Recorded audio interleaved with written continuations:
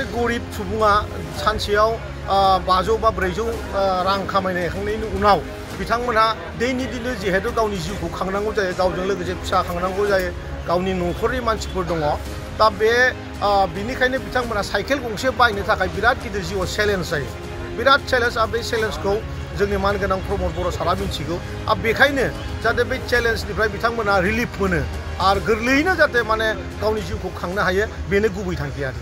2 बोसोर मानगोनां प्रमद बर' बिथांनि बिथोन लेखा जोंनि बिटिआर सरकारा जोंनि जि ना फानग्रा जोंनि आबौ बा आदामोन दङ, फंबायमोन दङ, आरो बिखेखकरि गाइखेर फानग्रा आरो अमा बेदर बयलार फानग्रा जायफोर भेन्डरफोर दङ, बिथांमोनखौ थांना थानायाव जाहाथे गोरलै राहा बिथांमोना जाहाथे गोरलैयैनो बेफार खालामनो हायो, बेखौनो नोजोर बोनानै जोङो प्रत्येक डिस्ट्रिक्टआव प्रत्येक बोसोरावनो जोङो साइकेल रानना होबोगासिनो दङ।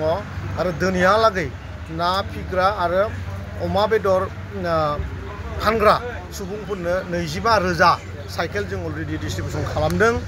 बेनो दिनै बिजनियाव जोंहा सुबाइजार आरो मानास आरो थुरिबारि बे मोनथाम ब्लकआव दिनै साइकेल राननाय हाबाफारि जादों। आं बेवहाय नुजाफैदों आरो जोबोद गोजोननाय मोनदों। जोंनि इउपिपिएलनि दैदेनगिरि गासैबो जोंजों लोगोसे दंफायो आरो। नोंथां बेथ' सासे गरिब सुबुङा सानसेयाव 500 बा 400 रां खामायनायखांनायनि उनाव बिथांमोनहा दैनि दिनै जिहेतु गावनि जिउखौ खांनांगौ जायो, गावजों लोगोसे फिसा खांनांगौ जायो, गावनि न'खरनि मानसिफोर दङ। दा बिनिखायनो बिथांमोना साइकेल गंसे बायनो थाखाय बिराद गिदिर जिउआव चेलेन्ज जायो, बिराद चेलेन्ज। बे चेलेन्जखौ जोंनि मानगोनां प्रमद बर' सारा मिथिगौ।